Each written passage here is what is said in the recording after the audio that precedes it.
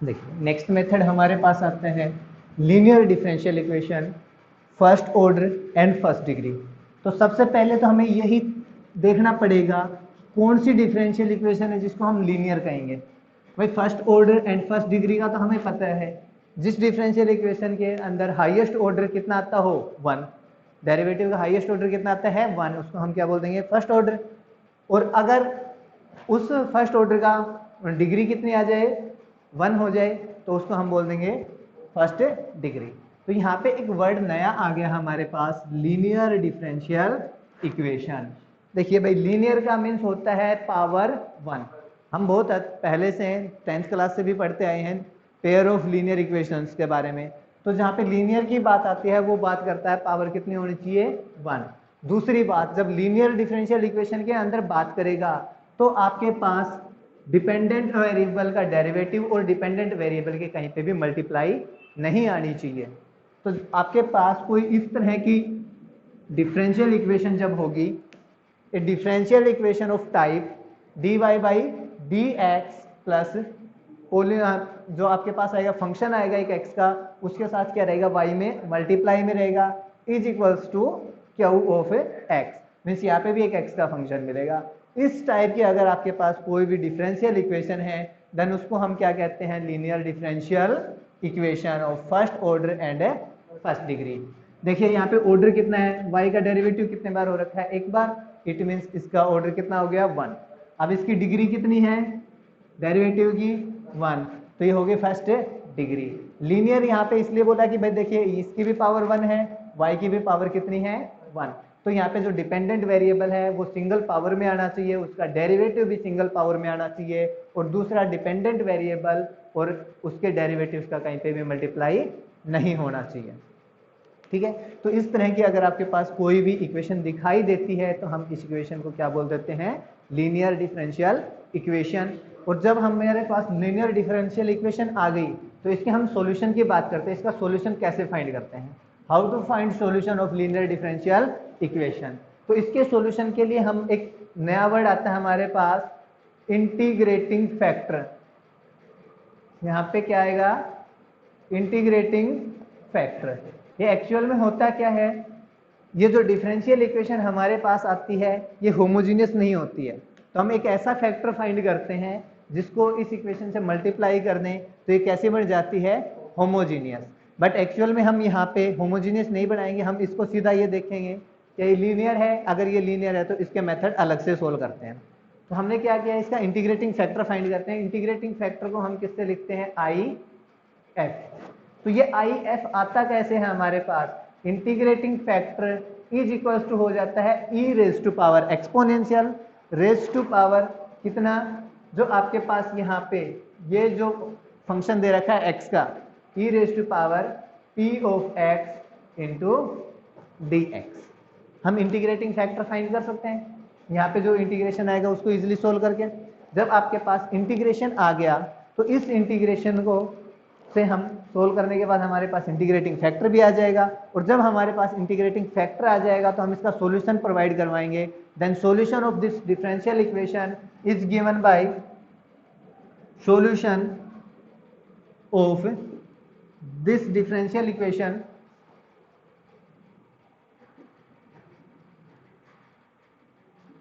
solution of this differential equation is given by,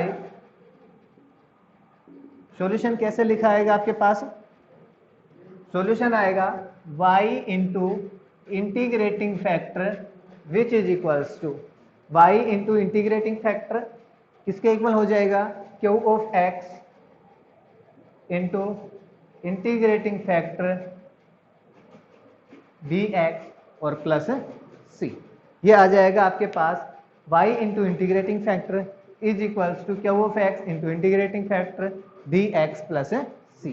बस इतना सा काम करना है, इतने से काम से ही हमारे पास क्या हो जाएगा, इसका सॉल्यूशन मिल जाएगा हमारे पास।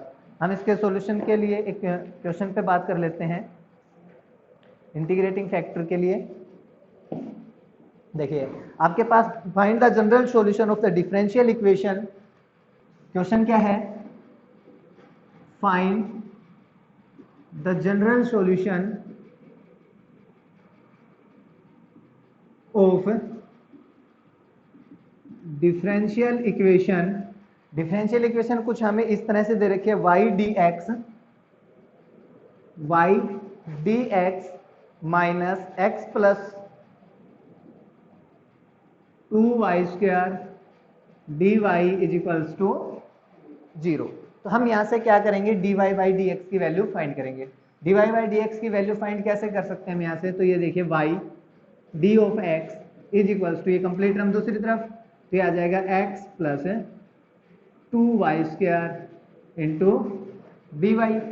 हम इस y से डिवाइड कर देते हैं थ्रू आउट, दोनों तरफ क्या कर देते हैं, डिवाइड कर देते हैं इसको, तो ये कितना हो जाएगा, d of x is equals to, यहाँ पे आ जाएगा x प्लस 2y², यहाँ पे भी क्या आ जाएगा y, और इसके साथ भी क्या आ जाएगा डिवाइड में y इंटू dy। तो यहाँ से एक y से एक y कैंसिल, आपके पास d ऑफ x की वैल्यू हो गई x upon y plus 2y into D of y। अब अगर इससे बात करेंगे हम, तो यहाँ से देखिए, अगर हम dy बाई डी एक्स को फाइंड करना चाहेंगे तो इस तरह से हमारे पास इक्वेशन नहीं बनती है। हम इसमें क्या करते हैं, इस dy को इधर लेके आ जाते हैं, तो ये क्या हो जाएगा, dx divide by dy which is equals to x upon y plus 2y। तो देखो, जो काम इस इक्वेशन में y कर रहा था वो यहाँ पे क्या करता है, x। तो जैसे हम यहाँ पे काम कर रहे थे, सेम हम इसके अंदर काम करेंगे, बस यहाँ पे इंडिपेंडेंट और डिपेंडेंट वेरिएबल एक दूसरे से क्या हो गए, चेंज। तो ये हमारे पास जो dy by D X by D Y की जो वैल्यू आई, ये हो जाएगी minus X upon Y is equals to 2y। तो यहाँ से हमारे पास अगर हम देखते हैं तो p ऑफ y, भाई x को किससे रिप्लेस कर देना है, y से इस इक्वेशन में, तो हमारे पास अब क्या होगा, p ऑफ y आएगा। p ऑफ y की वैल्यू कितनी आ जाएगी, -1 अपॉन y, -1 अपॉन y। दूसरी तरफ क्या ऑफ y की वैल्यू कितनी है हमारे पास, 2y। अब हम क्या फाइंड करते हैं यहाँ से, इंटीग्रेटिंग फैक्टर, क्योंकि ये हमारे पास जो आई है लीनियर डिफरेंशियल इक्वेशन है ना, first order linear differential equation, तो इसको हम इंटीग्रेटिंग फैक्टर फाइंड करते हैं। अब इंटीग्रेटिंग फैक्टर क्या आएगा आपके पास, e raise to power integration p of x into D X which is equals to e raise to power integration p, sorry यहाँ पे क्या आ जाएगा p ऑफ y, और यहाँ पे भी क्या आ जाएगा y, x की जगह पे y हो गया था हमारे पास, तो आ जाएगा -1 अपॉन y और dy। e raise to power -1 upon y का इंटीग्रेशन क्या आ जाएगा, log y which is equals to e raise to power log y raise to power कितनी हो गई, -1। क्यों, because log m raise to power n is equals to होता है n log m के, इस चीज का यूज किया।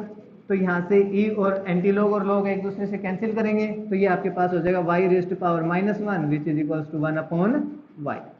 इंटीग्रेटिंग जो फैक्टर था हमारे पास वो कितना आ गया, 1 अपॉन y। जब आपके पास इंटीग्रेटिंग फैक्टर आ गया तो हमारे पास सॉल्यूशन के लिए सीधा क्या बोलना है आपको, y into integrating factor is equal to integration क्या वो x इंटीग्रेटिंग फैक्टर प्लस है c। बस अब यहाँ पे जहाँ पे y है उसकी जगह पे x कर देना है, x की जगह पे y। तो हमारे पास now solution is given by, now solution is given by, solution कैसे आएगा आपके पास, यहाँ पे हो जाएगा x into integrating factor which is equals to integration क्या of y multiply by integrating factor dy और plus c। x integrating factor कितना है हमारे पास, 1 upon y which is equals to क्या ऑफ y की वैल्यू कितनी है, 2y divide by 1 upon y multiply dy plus c, y से y कैंसिल, ये आ गया हमारे पास x upon y which is equals to 2 integration से बाहर इंटीग्रेशन किसका होगा, only dy plus c। This implies x upon y is equals to dy के रेस्पेक्ट में इंटीग्रेशन करेंगे कितना जाएगा y और प्लस c। तो ये हमारे पास क्या होगा इसका सॉल्यूशन। ठीक है, ये तीनों में सबसे इजी पार्ट पड़ता है हमारे पास linear differential equation of first order and first degree. But यहाँ से हम श्योर नहीं है कि क्वेश्चन बनेगा। अगर क्वेश्चन बनता है तो 2 या 3 नंबर में, कोई श्योरिटी नहीं है। बट होमोजीनियस के बारे में हम बिल्कुल श्योर हैं, होमोजीनियस से एक क्वेश्चन 4 नंबर में पक्का बनेगा। ठीक है।